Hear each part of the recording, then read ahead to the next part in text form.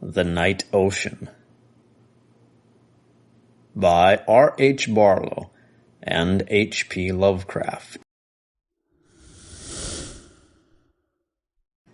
I went to Elston Beach not only for the pleasures of sun and ocean, but to rest a weary mind. Since I knew no person in the little town, which thrives on summer vacationists and presents only blank windows during most of the year, there seemed no likelihood that I might be disturbed. This pleased me, for I did not wish to see anything but the expanse of pounding surf and the beach lying before my temporary home. My long work of the summer was completed when I left the city, and the large mural design produced by it had been entered in the contest.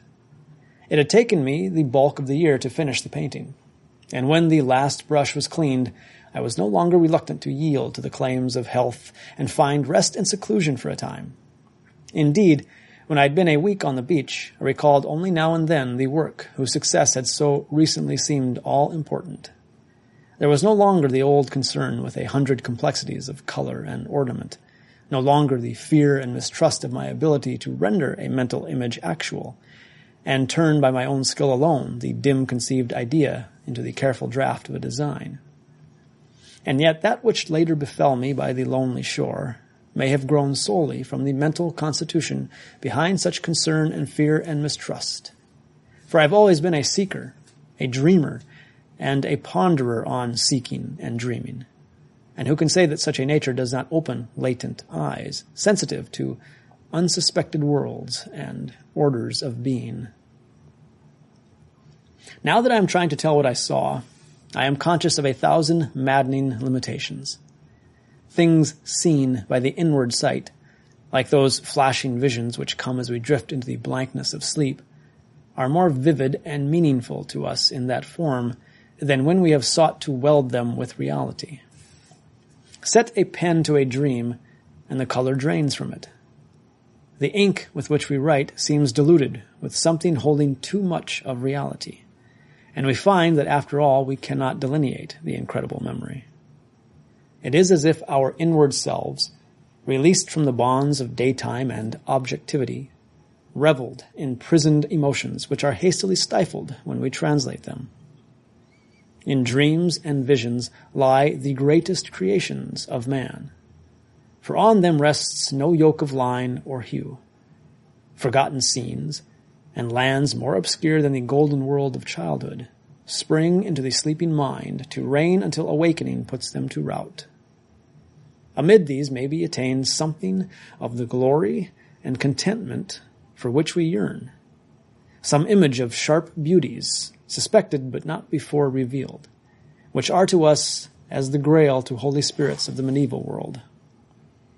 To shape these things on the wheel of art, to seek to bring some faded trophy from that intangible realm of shadow and gossamer, requires equal skill and memory.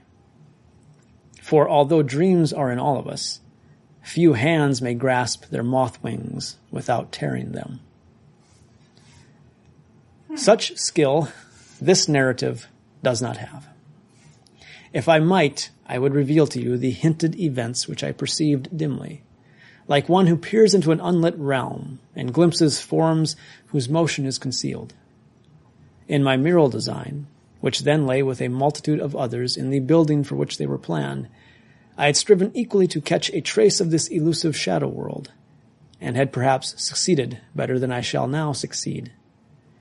My stay in Elston was to await the judging of that design, and when days of unfamiliar leisure had given me perspective, I discovered that, in spite of those weaknesses which a creator always detects most clearly, I had indeed managed to retain in line and color some fragments snatched from the endless world of imagining. The difficulties of the process, and the resulting strain on all my powers, had undermined my health and brought me to the beach during this period of waiting. Since I wished to be wholly alone, I rented, to the delight of the incredulous owner, a small house some distance from the village of Elston, which, because of the waning season, was alive with a moribund bustle of tourists, uniformly uninteresting to me.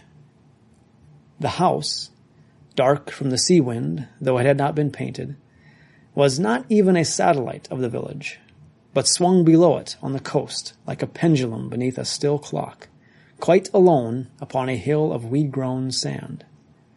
Like a solitary warm animal, it crouched facing the sea, and its inscrutable dirty windows stared upon a lonely realm of earth and sky and enormous sea.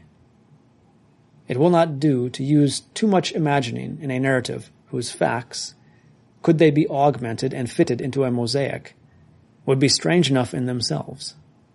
But I thought the little house was lonely when I saw it, and that, like myself, it was conscious of its meaningless nature before the great sea. I took the place in late August, arriving a day before I was expected, and encountering a van and 2 working men unloading the furniture provided by the owner.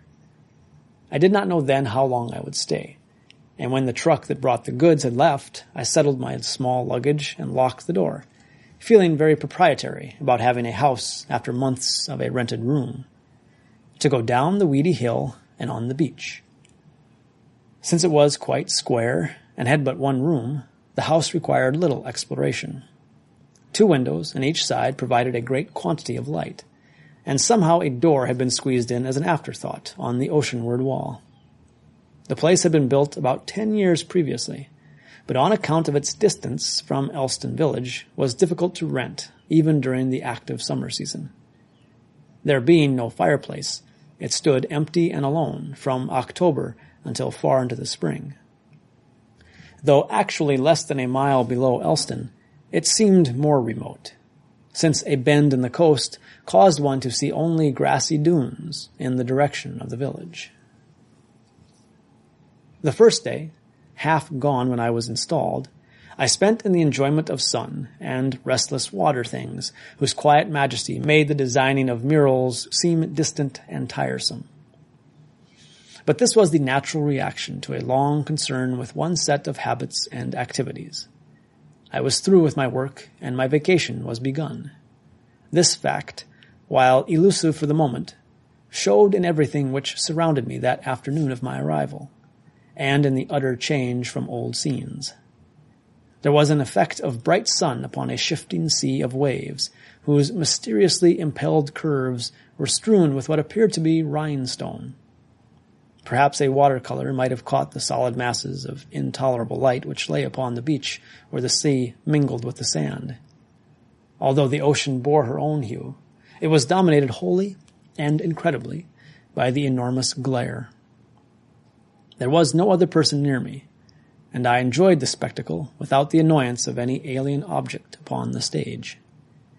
Each of my senses was touched in a different way, but sometimes it seemed that the roar of the sea was akin to that great brightness, or as if the waves were glaring instead of the sun, each of these being so vigorous and insistent that impressions coming from them were mingled. Curiously, I saw no one bathing near my little square house during that or succeeding afternoons, although the curving shore included a wide beach even more inviting than that at the village, where the surf was dotted with random figures. I suppose that this was because of the distance, and because there had never been other houses below the town.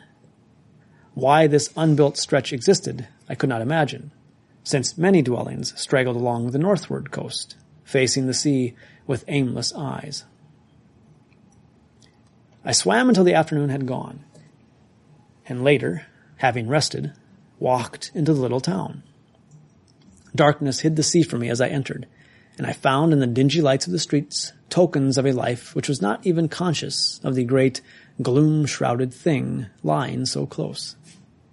There were painted women in tinsel adornments, and bored men who were no longer young, a throng of foolish marionettes perched on the lip of the ocean chasm, unseen, unwilling to see what lay above them and about, in the multitudinous grandeur of the stars and the leagues of the night ocean. I walked along that darkened sea as I went back to the bare little house, sending the beams of my flashlight out upon the naked and impenetrable void. In the absence of the moon, this light made a solid bar athwart the walls of the uneasy tide, and I felt an indescribable emotion, born of the noise of the waters and the perception of my smallness, as I cast that tiny beam upon a realm immense in itself, yet only the black border of the earthly deep. That nighted deep, upon which ships were moving alone in the darkness, where I could not see them, gave off the murmur of a distant, angry rabble. When I reached my high residence, I knew that I had passed no one during the mile's walk from the village, and yet there somehow lingered an impression that I had been all the while accompanied by the spirit of the lonely sea. It was, I thought, personified in a shape which was not revealed to me, but which moved quietly about beyond my range of comprehension. It was like those actors who wait behind darkened scenery in readiness for the lines, which will shortly call them before our eyes, to move and speak in the sudden revelation of the footlights. At last I shook off this fancy and sought my key to enter the place, whose bare walls gave a sudden feeling of security. My cottage was entirely free of the village, as if it had wandered down the coast and was unable to return. And there I heard nothing of the disturbing clamor when I returned each night after supper.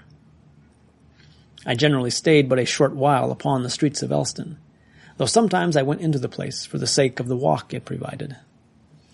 There were all the multitude of curio shops and falsely regal theater fronts that clutter vacation towns, but I never went into these, and the place seemed useful only for its restaurants. It was astonishing the number of useless things people found to do.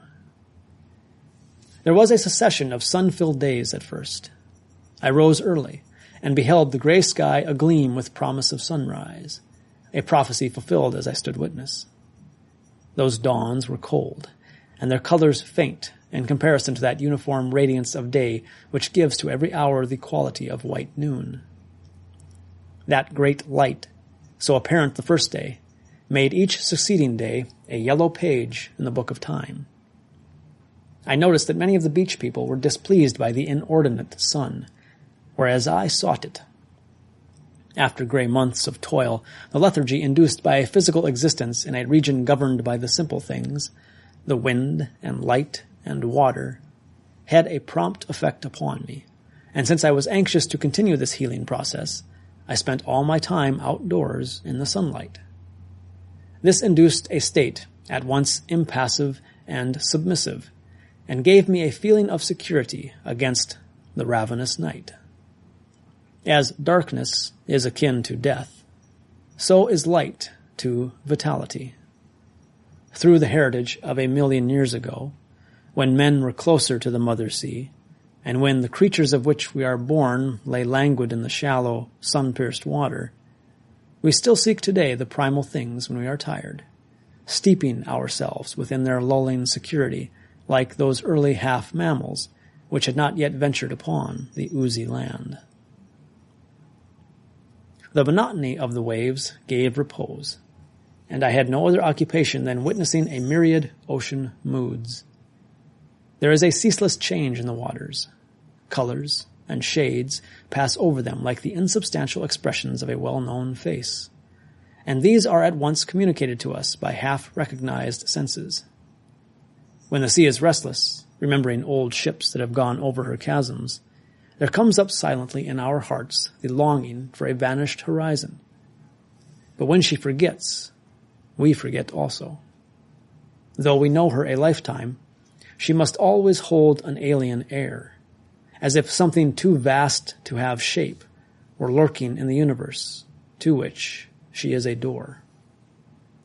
The morning ocean, glimmering with a reflected mist of blue-white cloud and expanding diamond foam, has the eyes of one who ponders on strange things, and her intricately woven webs, through which dart a myriad colored fishes, hold the air of some great idle thing which will arise presently from the hoary, immemorial chasms and stride upon the land. I was content for many days, and glad that I had chosen the lonely house, which sat like a small beast upon these rounded cliffs of sand. Among the pleasantly aimless amusements fostered by such a life, I took to following the edge of the tide, where the waves leave a damp, irregular outline rimmed with evanescent foam, for long distances, and sometimes I found curious bits of shell in the chance litter of the sea. There was an astonishing lot of debris on that inward curving coast, which my bare little house overlooked, and I judged that currents, whose courses diverge from the village beach, must reach that spot. At any rate, my pockets, when I had any, generally held vast stores of trash, most of which I threw away an hour or two after picking it up, wondering why I had kept it. Once, however, I found a small bone, whose nature I could not identify, save that it was certainly nothing out of a fish. And I kept this, along with a large metal bead, whose minutely carven design was rather unusual. This latter depicted a fishy thing against a patterned background of seaweed, instead of the usual floral or geometrical designs, and was still clearly traceable, though worn with years of tossing in the surf. Since I had never seen anything like it, I judged that it represented some fashion, now forgotten, of a previous year at Elston, where similar fads were common. I had been there perhaps a week when the weather began a gradual change. Each stage of this progressive darkening was followed by another subtly intensified, so that in the end the entire atmosphere surrounding me had shifted from day to evening. This was more obvious to me in a series of mental impressions than in what I actually witnessed, for the small house was lonely under the gray skies, and there was sometimes a beating wind that came out of the ocean bearing moisture. The sun was displaced by long intervals of cloudiness, layers of gray mist beyond whose unknown depth the sun lay cut off. Though it might glare with the old intensity above that enormous veil, it could not penetrate. The beach was a prisoner in a hueless vault for hours at a time, as if something of the night were welling into other hours. Although the wind was invigorating, and the ocean whipped into little churning spirals of activity by the vagrant flapping, I found the water growing chill, so that I could not stay in it as long as I had done previously, and thus I fell into the habit of long walks, which, when I was unable to swim, provided the exercise that I was so careful to obtain. These walks covered a greater range of sea edge than my previous wanderings, and, since the beach extended in a stretch of miles beyond the tawdry village, I often found myself wholly isolated upon an endless area of sand as evening drew close.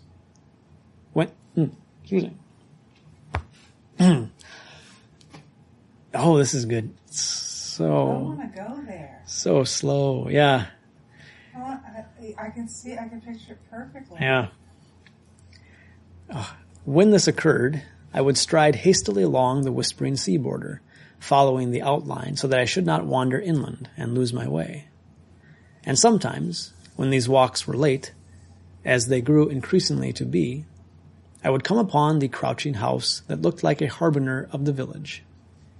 Insecure upon the wind-gnawed cliffs, a dark blot upon the morbid hues of the ocean sunset, it was more lonely than by the full light of either orb, and seemed to my imagination like a mute, questioning face turned toward me, expectant of some action. That the place was isolated, I have said, and this at first pleased me. But in that brief evening hour when the sun left a gore-splattered decline and darkness lumbered on like an expanding, shapeless blot, there was an alien presence about the place. A spirit, a mood, an impression that came from the surging wind, the gigantic sky, and that sea which drooled blackening waves upon a beach grown abruptly strange. At these times I felt an uneasiness which had no very definite cause, although my solitary nature had made me long accustomed to the ancient silence and the ancient voice of nature. These misgivings, to which I could have put no sure name, did not affect me long. Yet I think now that all the while a gradual consciousness of the ocean's immense loneliness crept upon me, a loneliness that was made subtly horrible by intimations, which were never more than such, of some animation or sentience preventing me from being wholly alone. The noisy, yellow streets of the town, with their curiously unreal activity, were very far away, and when I went there for my evening meal, mistrusting a diet entirely of my own ambiguous cooking, I took increasing and quite unreasonable care that I should return to the cottage before the late darkness, though I was often abroad until 10 or so. You will say that such action is unreasonable, that if I had feared the darkness in some childish way, I would have entirely avoided it. You will ask me why I did not leave the place, since its loneliness was depressing me. To all this, I have no reply, save that whatever unrest I felt, whatever of remote disturbance there was to me in brief aspects of the darkening sun, or the eager salt-brittle wind, or in the robe of the dark sea that lay crumpled like an enormous garment so close to me, was something which had an origin half in my own heart, which showed itself only at fleeting moments, and which had no very long effect upon me. In the recurrent days of diamond light, with sportive waves flinging blue peaks at the basking shore, the memory of dark moods seemed rather incredible. Yet only an hour or two afterward I might again experience these moods once more, and descend to a dim region of despair. Perhaps these inward emotions were only a reflection of the sea's own mood.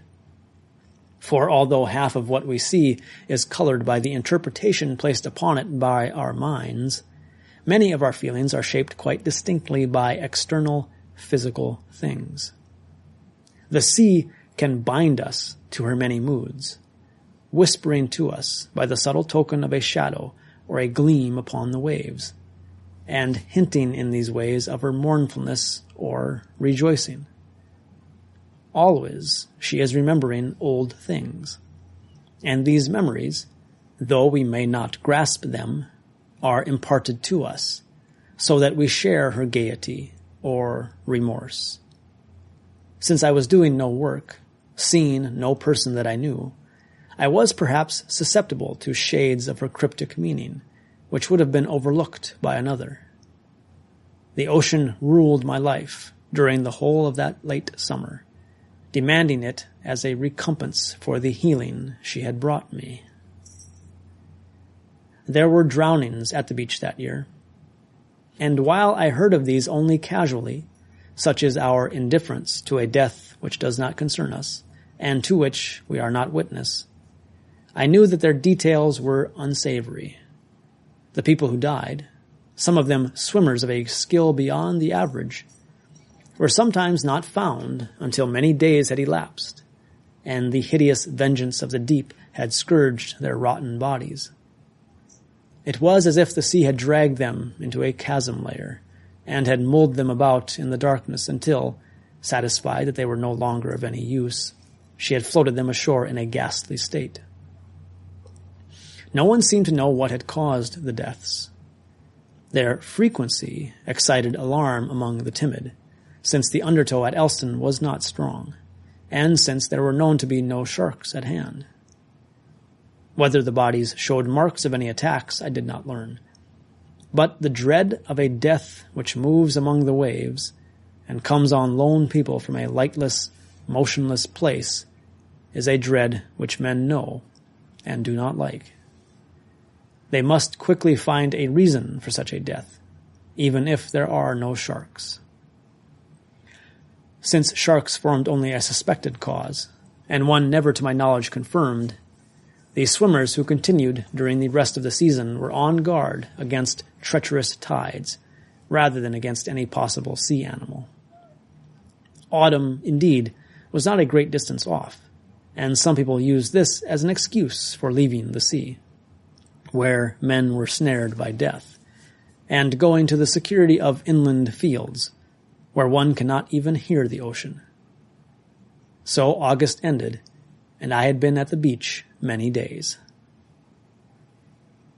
There had been a threat of storm since the 4th of the new month, and on the 6th, when I set out for a walk in the damp wind, there was a mass of formless cloud, colorless and oppressive, above the ruffled leaden sea.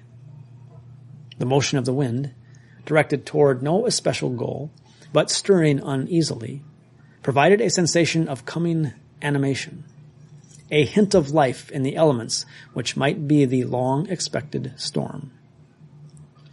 I had eaten my luncheon at Elston, and though the heavens seemed the closing lid of a great casket, I ventured far down the beach and away from both the town and my no-longer-to-be-seen house.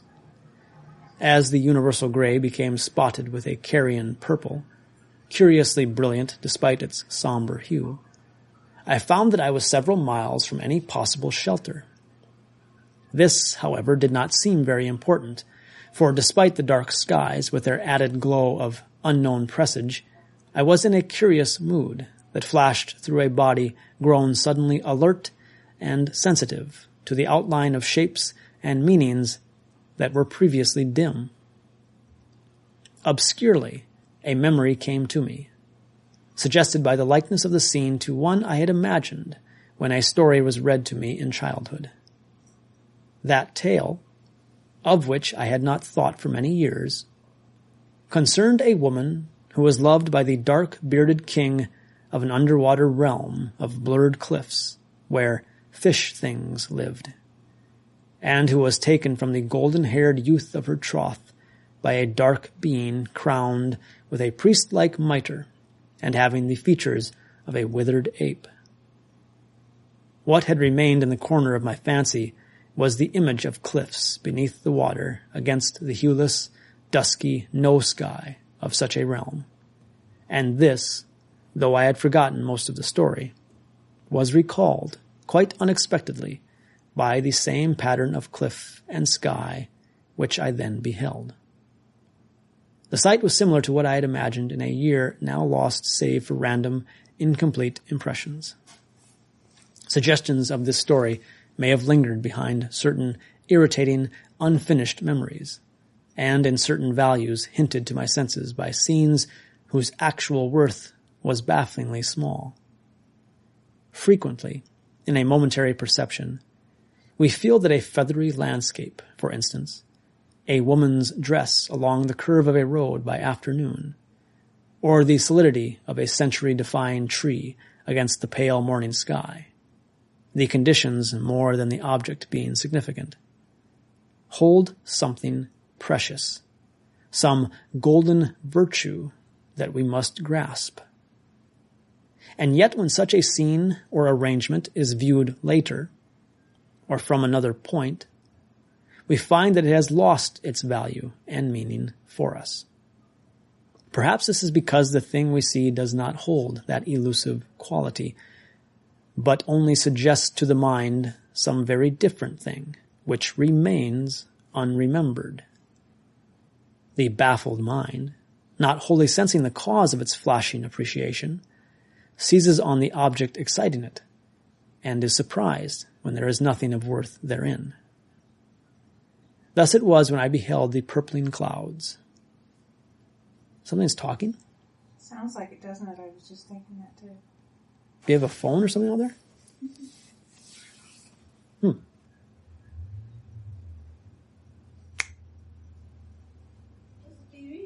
Oh. It's spontaneously decided to start playing a channel again, I'm guessing. Or it was a ghost. Yeah, that's They held the stateliness and mystery of old monastery towers at twilight, but their aspect was also that of the cliffs in the old fairy tale.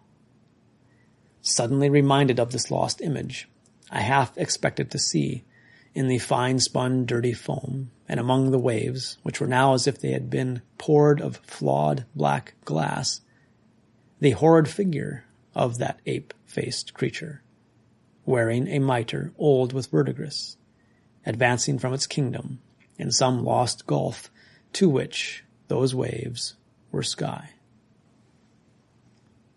I did not see any such creature from the realm of imagining, but as the chill wind veered, slitting the heavens like a rustling knife, there lay in the gloom of merging cloud and water only a gray object, like a piece of driftwood, tossing obscurely on the foam. This was a considerable distance out, and since it vanished shortly, may not have been wood, but a porpoise coming to the troubled surface. I soon found that I had stayed too long contemplating the rising storm and linking my early fancies with its grandeur, for an icy rain began spotting down, bringing a more uniform gloom upon a scene already too dark for the hour. Hurrying along the gray sand, I felt the impact of cold drops upon my back, and before many moments my clothing was soaked throughout. At first I had run, put to flight by the colorless drops, whose pattern hung in long linking strands from an unseen sky. But after I saw that refuge was too far to reach in anything like a dry state, I slackened my pace, and returned home as if I had walked under clear skies. There was not much reason to hurry, although I did not idle as upon previous occasions. The constraining wet garments were cold upon me, and with the gathering darkness, and the wind that rose endlessly from the ocean, I could not repress a shiver. Yet there was, beside the discomfort of the precipitous rain, an exhilaration latent in the purplish raveled masses of cloud and the stimulated reactions of the body. In a mood half of exultant pleasure from resisting the rain, which streamed from me now and filled my shoes and pockets, and half of strange appreciation for those morbid, dominant skies which hovered with dark wings above the shifting eternal sea, I tramped along the gray corridor of Elston Beach. More rapidly than I had expected, the crouching house showed in the oblique, flapping rain, and all the weeds of the sand cliff wreathed in accompaniment to the frantic wind, as if they would uproot themselves to join the far-traveling element. Sea and sky had altered not at all, and the scene was that which had accompanied me, save that there was now painted upon it the hunching roof that seemed to bend from the assailing rain. I hurried up the insecure steps, and let myself into a dry room, where, unconsciously surprised that I was free of the nagging wind, I stood for a moment with water rilling from every inch of me. There are 2 windows in the front of that house, one on each side, and these face nearly straight upon the ocean, which I now saw half obscured by the combined veils of the rain and the imminent night. From these windows I looked as I dressed myself in a motley array of dry garments, seized from convenient hangers, and from a chair too laden to sit upon. I was prisoned on all sides by an unnaturally increased dusk, which had filtered down at some undefined hour under cover of the fostering storm. How long I had been on the reaches of wet gray sand, or what the real time was, I could not tell, though a moment's search produced my watch, fortunately left behind, and thus avoiding the uniform wetness of my clothing. I half guessed the hour from the dimly seen hands, which were only slightly less indecipherable than the surrounding figures. In another moment my sight penetrated the gloom, greater in the house than beyond the bleared window, and saw that it was 6:45. There had been no one upon the beach as I came in, and naturally I expected to see no further swimmers that night. Yet when I looked again from the window, there appeared surely to be figures blotting the grime of the wet evening. I counted 3 moving about in some incomprehensible manner, and close to the house another, which may not have been a person, but a wave-ejected log, for the surf was now pounding fiercely. I was startled to no little degree, and wondered for what purpose those hardy persons stayed out in such a storm. And then I thought that perhaps, like myself, they had been caught unintentionally in the rain, and had surrendered to the watery gusts.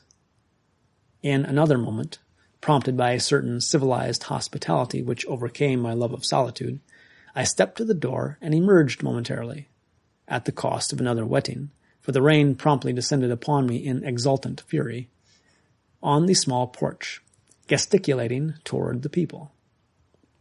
But whether they did not see me, or did not understand, they made no returning signal. Dim in the evening, they stood as if half surprised, or as if they awaited some other action from me. There was in their attitude something of that cryptic blankness, signifying anything or nothing, which the house wore about itself, as seen in the morbid sunset. Abruptly there came to me a feeling that a sinister quality lurked about those unmoving figures, who chose to stay in the rainy night upon a beach deserted by all people, and I closed the door with a surge of annoyance, which sought all too vainly to disguise a deeper emotion of fear, a consuming fright that welled up from the shadows of my consciousness. A moment later, when I had stepped to the window, there seemed to be nothing outside but the portentous night. Vaguely puzzled, and even more vaguely frightened, like one who has seen no alarming thing, but is apprehensive of what may be found in the dark street he is soon compelled to cross, I decided that I had very possibly seen no one, and that the murky air had deceived me. The aura of isolation about the place increased that night. Though just out of sight on the northward beach, 100 houses rose in the rainy darkness, their light bleared and yellow above streets of polished glass, like goblin eyes reflected in an oily forest pool. Yet because I could not see them, or even reach them in bad weather, since I had no car nor any way to leave the crouching house except by walking in the figure-haunted darkness, I realized quite suddenly that I was, to all intents, alone with the dreary sea that rose and subsided, unseen, unkenned, in the mist. And the voice of the sea had become a hoarse groan, like that of something wounded, which shifts about before trying to rise.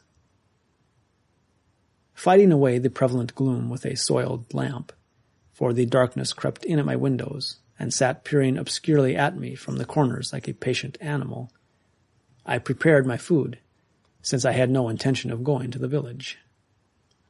The hour seemed incredibly advanced, though it was not yet 9 o'clock when I went to bed.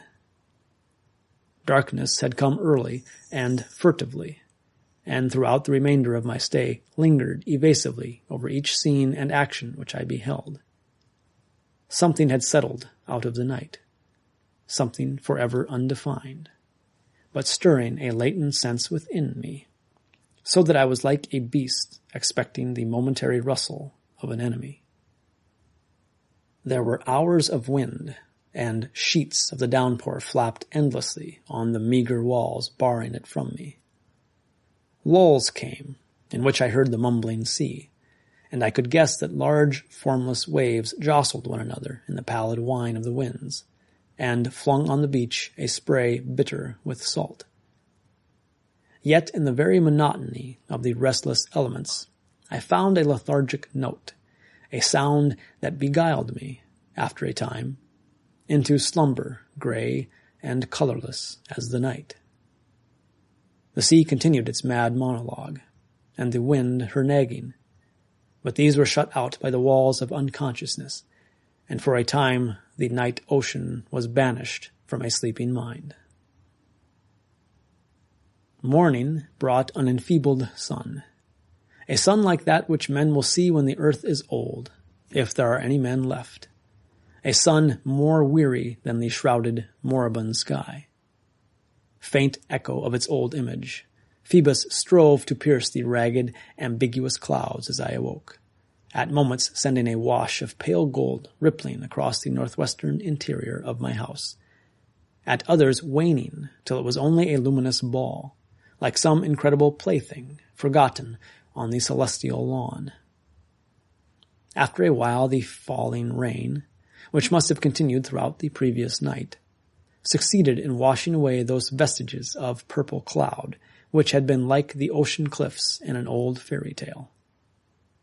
Cheated alike of the setting and rising sun, that day merged with the day before, as if the intervening storm had not ushered a long darkness into the world, but had swollen and subsided into one long afternoon. Gaining heart, the furtive sun exerted all his force in dispelling the old mist, streaked now like a dirty window, and cast it from his realm. The shallow blue day advanced as those grimy wisps retreated, and the loneliness which had encircled me welled back into a watchful place of retreat, whence it went no farther, but crouched and waited. The ancient brightness was now once more upon the sun, and the old glitter on the waves, whose playful blue shapes had flocked upon that coast ere man was born, and would rejoice unseen when he was forgotten in the sepulchre of time. Influenced by these thin assurances, like one who believes the smile of friendship on an enemy's features, I opened my door, and as it swung outward, a black spot upon the inward burst of light, I saw the beach washed clean of any track, as if no foot before mine had disturbed the smooth sand. With a quick lift of spirit that follows a period of uneasy depression, I felt, in a purely yielding fashion and without volition, that my own memory was washed clean of all the mistrust and suspicion and disease-like fear of a lifetime, just as the filth of the water's edge succumbs to a particularly high tide and is carried out of sight. There was a scent of soaked, brackish grass, like the moldy pages of a book, commingled with a sweet odor born of the hot sunlight upon inland meadows, and these were borne into me like an exhilarating drink, seeping and tingling through my veins as if they would convey to me something of their own impalpable nature, and float me dizzily in the aimless breeze. And conspiring with these things, the sun continued to shower upon me, like the rain of yesterday, an incessant array of bright spears, as if it also wished to hide that suspected background presence, which moved beyond my sight, and was betrayed only by a careless rustle on the borders of my consciousness, or by the aspect of blank figures staring out of an ocean void. That sun, a fierce ball solitary in the whirlpool of infinity, was like a horde of golden moths against my upturned face. A bubbling white grail of fire, divine and incomprehensible, it withheld from me 1,000 promised images where it granted one. For the sun did actually seem to indicate realms, secure and fanciful, where if I but knew the path I might wander in this curious exaltation. Such things come of our own natures, for life has never yielded for one moment her secrets, and it is only in our interpretation of their hinted images that we may find ecstasy or dullness, according to a deliberately induced mood. Yet, ever and again, we must succumb to her deceptions, believing for the moment that we may this time find the withheld joy. And in this way the fresh sweetness of the wind, on a morning following the haunted darkness, whose evil intimations had given me a greater uneasiness than any menace to my body, whispered to me of ancient mysteries only half linked with earth, and of pleasures that were the sharper because I felt that I might experience only a part of them. The sun and wind, and that scent that rose upon them, told me of festivals of gods, whose senses are a millionfold more poignant than man's, and whose joys are a millionfold more subtle and prolonged. These things, they hinted, could be mine, if I gave myself wholly into their bright, deceptive power, and the sun, a crouching god with naked celestial flesh, an unknown, too mighty furnace, upon which no eye may look, seemed almost sacred in the glow of my newly sharpened emotions. The ethereal, thunderous light it gave was something before which all things must worship astonished. The slinking leopard in his green-chasmed forest must have paused briefly to consider its leaf-scattered rays, and all things nurtured by it must have cherished its bright message on such a day. For when it is absent in the far reaches of eternity, earth will be lost and black against an illimitable void. That morning, in which I shared the fire of life, and whose brief moment of pleasure is secure against the ravenous years, was astir with the beckoning of strange things whose elusive names can never be written. As I made my way toward the village, wondering how it might look after a long-needed scrubbing by the industrious rain, I saw, tangled in a glimmer of sunlit moisture that was poured over it like a yellow vintage, a small object like a hand, some 20 feet ahead of me, and touched by the repetitious foam.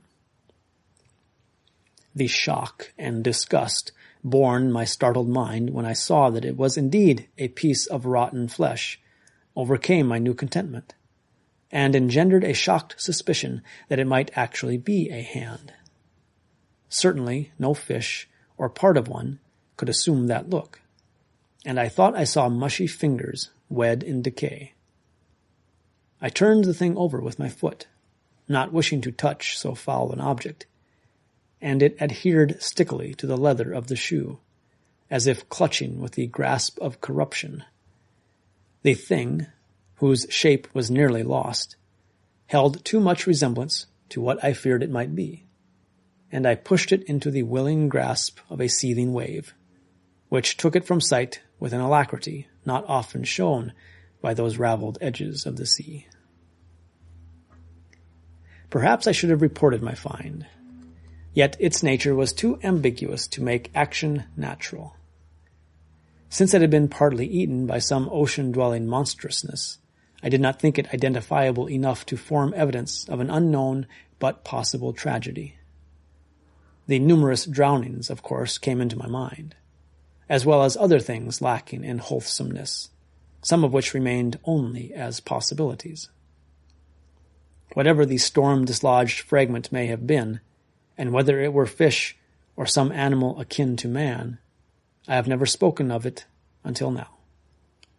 And after all, there was no proof that it had not merely been distorted by rottenness into that shape. I approached the town, sickened by the presence of such an object amid the apparent beauty of the clean beach, though it was horribly typical of the indifference of death in a nature which mingles rottenness with beauty, and perhaps loves the former more. In Elston I heard of no recent drowning or other mishap of the sea, and found no reference to such in the columns of the local paper, the only one I read during my stay. It is difficult to describe the mental state in which succeeding days found me. Always susceptible to morbid emotions, whose dark anguish might be induced by things outside myself, or might spring from the abysses of my own spirit, I was ridden by a feeling which was not fear or despair or anything akin to these, but was rather a perception of the brief hideousness and underlying filth of life, a feeling partly a reflection of my internal nature and partly a result of breedings induced by that gnawed, rotten object, which may have been a hand. In those days my mind was a place of shadowed cliffs and dark moving figures, like the ancient, unsuspected realm which the fairy tale recalled to me. I felt, in brief agonies of disillusionment, the gigantic blackness of this overwhelming universe, in which my days and the days of my race were as nothing to the shattered stars, a universe in which each action is vain, and even the emotion of grief a wasted thing. The hours I had previously spent in something of regained health, contentment, and physical well-being were given now, as if those days of the previous week were something definitely ended, to an indolence like that of a man who no longer cares to live. I was engulfed by a piteous lethargic fear of some ineluctable doom, which would be, I felt, the completed hate of the peering stars and the black enormous waves that hoped to clasp my bones within them. The vengeance of all the indifferent, horrendous majesty of the night ocean. Something of the darkness and restlessness of the sea had penetrated my heart, so that I lived in an unreasoning, unperceiving torment. A torment none the less acute because of the subtlety of its origin and the strange, unmotivated quality of its vampiric existence. Before my eyes lay the phantasmagoria of the purpling clouds, the strange silver bauble, the recurrent stagnant foam, the loneliness of that bleak-eyed house, and the mockery of the puppet town. I no longer went to the village, for it seemed only a travesty of life. Like my own soul, it stood upon a dark, enveloping sea, a sea grown slowly hateful to me. And among these images, corrupt and festering, dwelt that of an object whose human contours left ever smaller the doubt of what it once had been. These scribbled words can never tell of the hideous loneliness, something I did not even wish assuaged, so deeply was it embedded in my heart, which had insinuated itself within me, mumbling of terrible and unknown things stealthily circling nearer. It was not a madness. Rather was it a too clear and naked perception of the darkness beyond this frail existence. Lit by a momentary sun no more secure than ourselves. A realization of futility that few can experience and ever again touch the life about them. A knowledge that, turn as I might, battle as I might with all the remaining power of my spirit, I could neither win an inch of ground from the inimical universe, nor hold for even a moment the life entrusted to me. Fearing death as I did life, burdened with a nameless dread, yet unwilling to leave the scene evoking it, I awaited whatever consummating horror was shifting itself in the immense region beyond the walls of consciousness. Thus autumn found me, and what I had gained from the sea was lost back into it. Autumn on the beaches, a drear time betokened by no scarlet leaf nor any other accustomed sign. A frightening sea which changes not, though man changes. There was only a chilling of the waters, in which I no longer cared to enter. A further darkening of the pall-like sky, as if eternities of snow were waiting to descend upon the ghastly waves.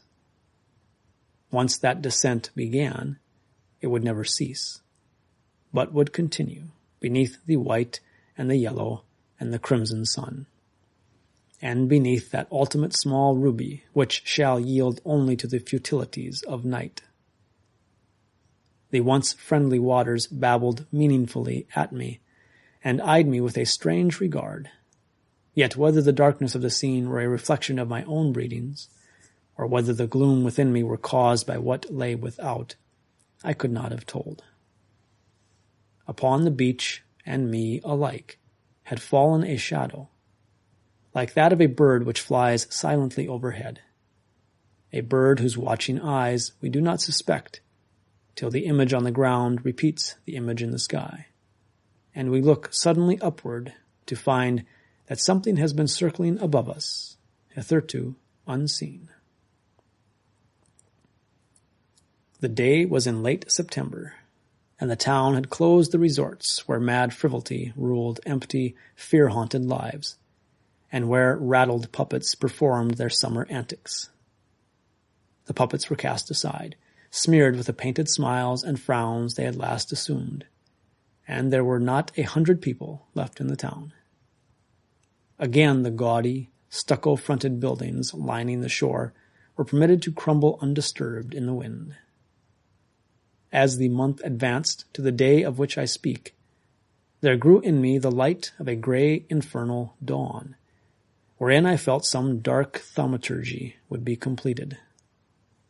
since I feared such a thaumaturgy, less than a continuance of my horrible suspicions, less than the too elusive hints of something monstrous lurking behind the great stage.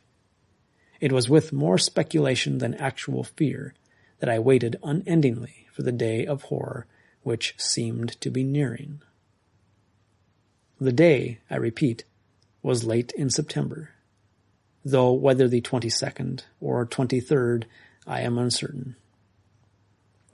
Such details have fled before the recollection of those uncompleted happenings, episodes with which no orderly existence should be plagued, because of the damnable suggestions, and only suggestions, they contain. I knew the time with an intuitive distress of spirit, a recognition too deep for me to explain. Throughout those daylight hours I was expectant of the night, impatient, perhaps, so that the sunlight passed like a half-glimpsed reflection in rippled water. A day of whose events I recall nothing. It was long since that portentous storm had cast a shadow over the beach, and I had determined, after hesitations caused by nothing tangible, to leave Elston, since the year was chilling and there was no return to my earlier contentment. When a telegram came for me, lying 2 days in the Western Union office before I was located, so little was my name known, saying that my design had been accepted, winning above all others in the contest, I set a date for leaving. This news, which earlier in the year would have affected me strongly, I now received with a curious apathy. It seemed as unrelated to the unreality about me, as little pertinent to me as if it were directed to another person whom I did not know, and whose message had come to me through some accident. None the less, it was that which forced me to complete my plans and leave the cottage by the shore. There were only 4 nights of my stay remaining, when there occurred the last of those events whose meaning lies more in the darkly sinister impression surrounding them than in anything obviously threatening. Night had settled over Elston and the coast, and a pile of soiled dishes attested both to my recent meal and to my lack of industry. Darkness came as I sat with a cigarette before the seaward window, and it was a liquid which gradually filled the sky, washing in a floating moon, monstrously elevated. The flat sea bordering upon the gleaming sand, the utter absence of tree or figure or life of any sort, and the regard of that high moon made the vastness of my surroundings abruptly clear. There were only a few stars pricking through, as if to accentuate by their smallness the majesty of the lunar orb and the restless shifting tide. I had stayed indoors, fearing somehow to go out before the sea on such a night of shapeless portent, but I heard it mumbling secrets of an incredible lore. Borne to me on a wind out of nowhere was the breath of some strange, palpitant life, the embodiment of all I had felt and of all I had suspected, stirring now in the chasms of the sky or beneath the mute waves.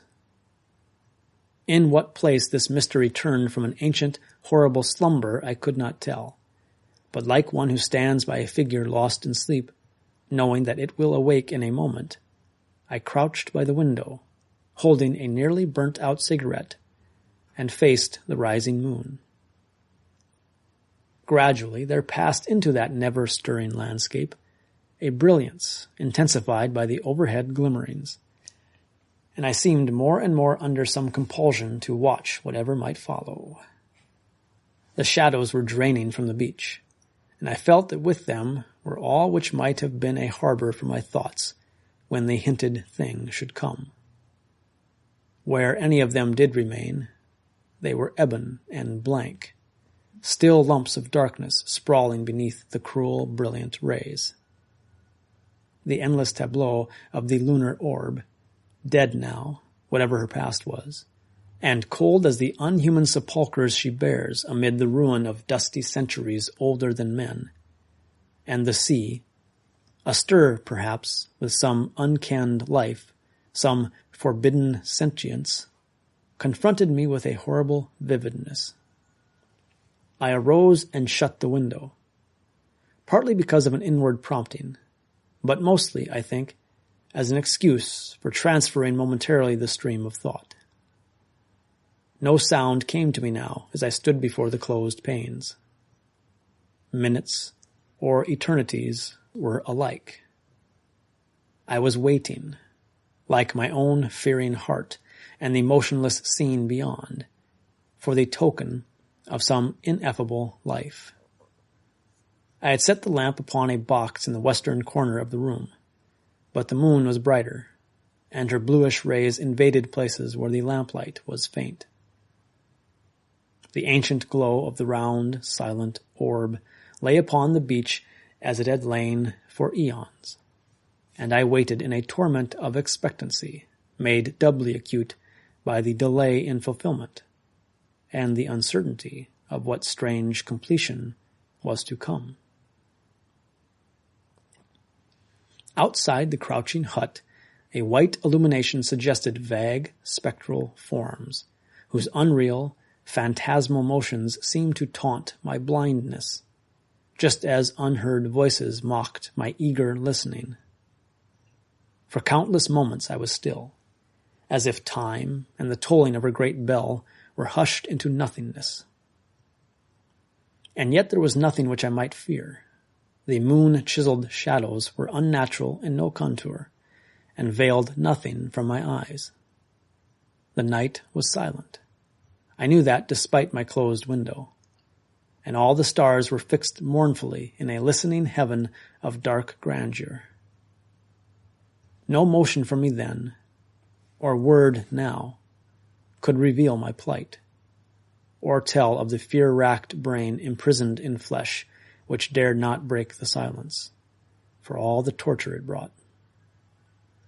As if expectant of death, and assured that nothing could serve to banish the soul peril I confronted, I crouched with a forgotten cigarette in my hand.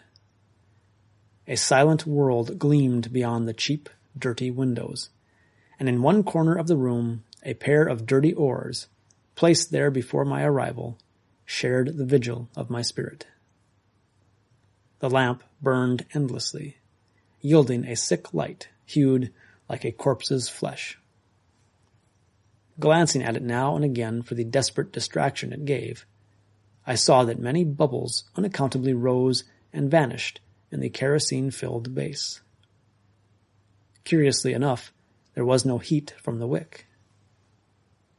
And suddenly I became aware that the night as a whole was neither warm nor cold, but strangely neutral, as if all physical forces were suspended, and all the laws of a calm existence disrupted. Then, with an unheard splash, which sent from the silver water to the shore a line of ripples echoed in fear by my heart, a swimming thing emerged beyond the breakers. The figure may have been that of a dog, a human being, or something more strange. It could not have known that I watched. Perhaps it did not care. But like a distorted fish, it swam across the mirrored stars and dived beneath the surface. After a moment, it came up again, and this time, since it was closer, I saw that it was carrying something across its shoulder. I knew then that it could be no animal, and that it was a man, or something like a man, which came toward the land from a dark ocean. But it swam with a horrible ease. As I watched, dread-filled and passive, with the fixed stare of one who awaits death and another yet knows he cannot avert it, the swimmer approached the shore, though too far down the southward beach for me to discern its outlines or features. Obscurely loping, with sparks of moonlit foam scattered by its quick gait, it emerged and was lost among the inland dunes. Now I was possessed by a sudden recurrence of fear, which had died away in the previous moments. There was a tingling coldness all over me, though the room, whose window I dared not open now, was stuffy. I thought it would be very horrible if something were to enter a window which was not closed. Now that I could no longer see the figure, I felt that it lingered somewhere in the close shadows, or peered hideously at me from whatever window I did not watch. And so I turned my gaze, eagerly and frantically, to each successive pane, dreading that I might indeed behold an intrusive, regarding face, yet unable to keep myself from the terrifying inspection. But though I watched for hours, there was no longer anything upon the beach. So the night passed, and with it began the ebbing of that strangeness, a strangeness which had surged up like an evil brew within a pot, had mounted to the very rim in a breathless moment, had paused uncertainly there, and had subsided, taking with it whatever unknown message it had borne. Like the stars that promise the revelation of terrible and glorious memories, goad us into worship by this deception, and then impart nothing, I had come frighteningly near to the capture of an old secret, which ventured close to man's haunts, and lurked cautiously just beyond the edge of the known. Yet in the end I had nothing. I was given only a glimpse of the furtive thing, a glimpse made obscure by the veils of ignorance. I cannot even conceive what might have shown itself had I been too close to that swimmer who went shoreward instead of into the ocean. I do not know what might have come if the brew had passed the rim of the pot and poured outward in a swift cascade of revelation. The night ocean withheld whatever it had nurtured. I shall know nothing more. Even yet I do not know why the ocean holds such a fascination for me. But then, perhaps none of us can solve those things. They exist in defiance of all explanation. There are men, and wise men, who do not like the sea and its lapping surf on yellow shores, and they think us strange who love the mystery of the ancient and unending deep. Yet for me there is a haunting and inscrutable glamour in all the ocean's moods. It is in the melancholy silver foam beneath the moon's waxen corpse. It hovers over the silent and eternal waves that beat on naked shores. It is there when all is lifeless, save for unknown shapes that glide through somber depths.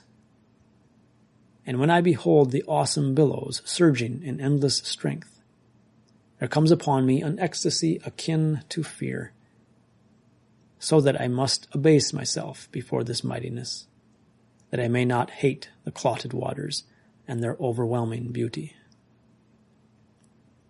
Vast and lonely is the ocean, and even as all things came from it, so shall they return thereto. In the shrouded depths of time none shall reign upon the earth, nor shall any motion be, save in the eternal waters. And these shall beat on dark shores in thunderous foam, though none shall remain in that dying world to watch the cold light of the enfeebled moon playing upon the swirling tides and coarse-grained sand. On the deep's margin shall rest only a stagnant foam, gathering about the shells and bones of perished shapes that dwelt within the waters. Silent, flabby things will toss and roll along empty shores, their sluggish life extinct. Then all shall be dark, for at last even the white moon on the distant waves shall wink out. Nothing shall be left, neither above nor below the somber waves. And until that last millennium, and beyond the perishing of all other things, the sea will thunder and toss throughout the dismal night.